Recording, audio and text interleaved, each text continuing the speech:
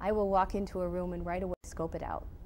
I will scope it out from a safety standpoint and also from a comfort standpoint.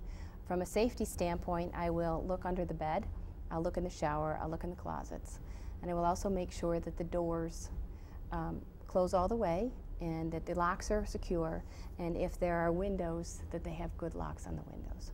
So if any of those don't work, I'm out of that room. I will also make sure that the phone works. I was in a hotel once, and you know, sometimes you walk into a place and you think, okay, I'm not liking how I feel. Does that ever happen to you? Okay, well this happened to us one time, and I was actually with my husband, we were traveling together, and two of us are just not feeling very comfortable. So we walked down this long hall, we get into the hotel, into the room finally, and it wasn't very clean. So I pick up the phone. The phone doesn't work. I said to my husband, the phone doesn't work. The two of us at the same time, we're out of here. And we turned around and we left.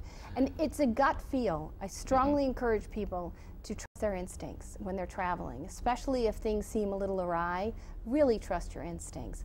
And as far as changing rooms and staying in a hotel and changing rooms, I have one request, probably two, okay, two, off the first floor and non-smoking. And if you can't accommodate those two and you put me in one of those, I will call immediately and ask to be changed. And this happened to me once on a hotel in the West Coast, just recently. I had to change rooms 3 times. And after the second time, I called the manager on duty. And all I said is, you know, it's not that difficult here. I'm not asking for a lot. Could you please help me out? And he did.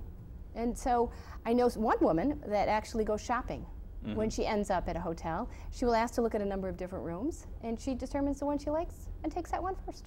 And that is not uncommon between men and women that have traveled a lot, so I have learned.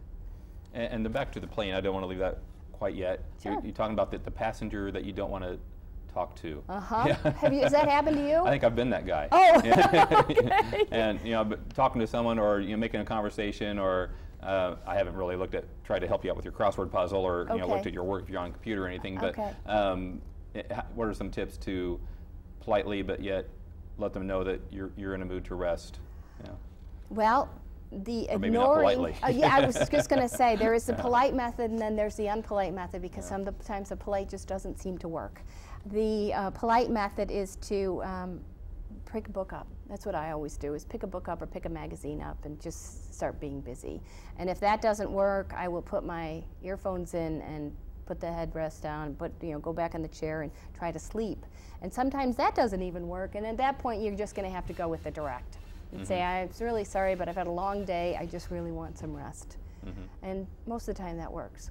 And sometimes if it's not a crowded flight, you can move seats. And that's okay. And you said you had a lot of sympathy for the mother with the child, just because of the nasal pressure that sometimes people get up in the planes, and which I've experienced once, and it's a killer. It is a killer. Yeah. And it brings tears to your eyes. Yeah. And you wonder why.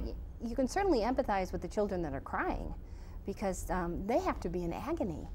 And so there's a couple of tricks on that. Nasal spray helps tremendously to keep everything going, and chewing gum, and drinking something. A lot of times when the child is screaming, just giving them a bottle, a pacifier, something to be able to help get the ears unblocked is great. And oftentimes it seems it's the descent more than the outbound, is what my experience has been. But that seems to work very well.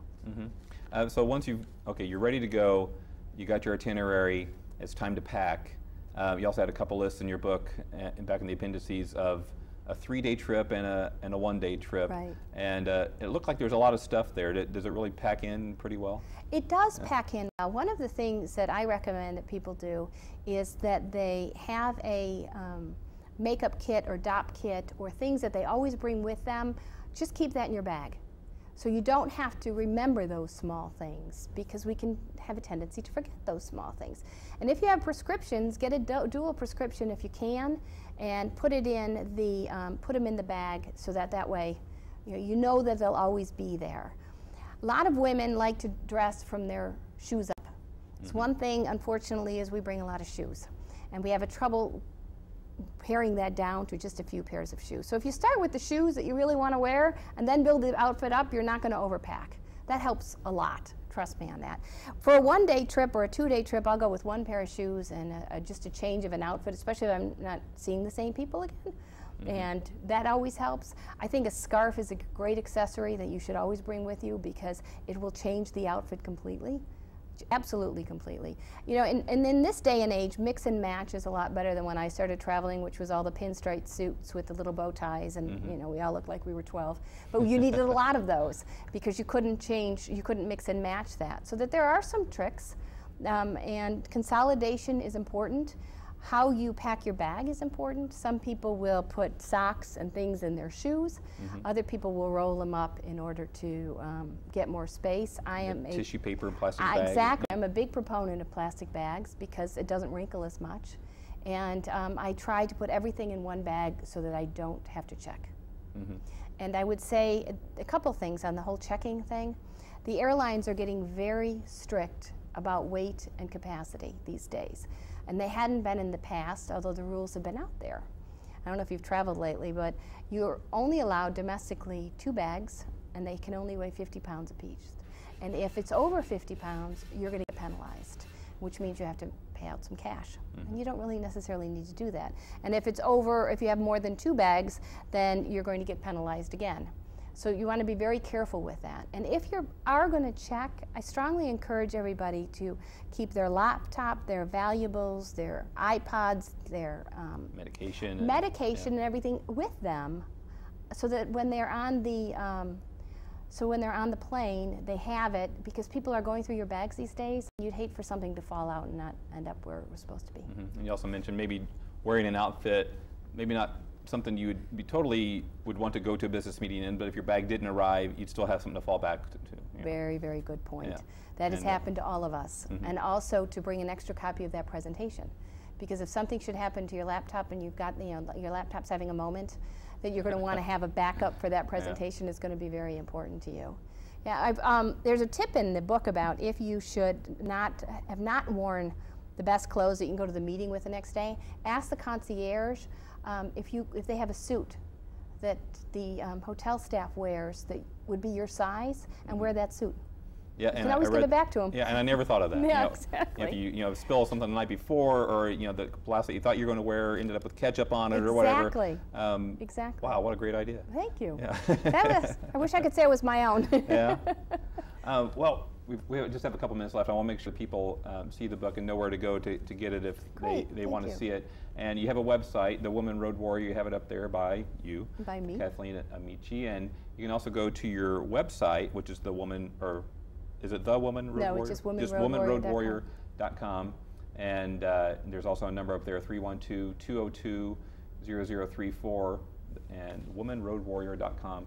And check that out there. So places to go to, you can even go to the website, and it has tips and things on there too. By all means. Ever changing, because the rules and regulations also seem to be ever changing. Very much so, thank you. And we're looking for stories. So please give us your stories. And do you have a real quick one you can show? You actually been to Decatur before on I have been to trip. Decatur before on business. I'm a consultant. I work for a business and technology consulting firm, and I worked here in technology with A.E. Staley. So it's been a long time since I've been in Decatur, but it's great to be back. Yeah, and you are the true road warrior, because today it's snowing. The day we're taping the show on, it's snowing outside, and we're getting 3 to 5 inches of snow, and about ran tool, it hit you. And, and it did, and I made it. Yeah, and you road warriored the rest of the way in, and you got to go back and do it all over again. But I really appreciate you coming down to do that. And there's a fun read. It wasn't very dry. You got a lot of these little anecdotes and things inside, and so it's a real fun, easy read with lots of good tips. And I appreciate you being here today to talk about that. It was my pleasure. This has been a lot of fun. Well, very good. It goes quick, doesn't it? My goodness, does it ever? Are we really done? We are. Well, thank you for watching. This has been Digest, and get the Road Warrior, the Woman Road Warrior, when you get a chance.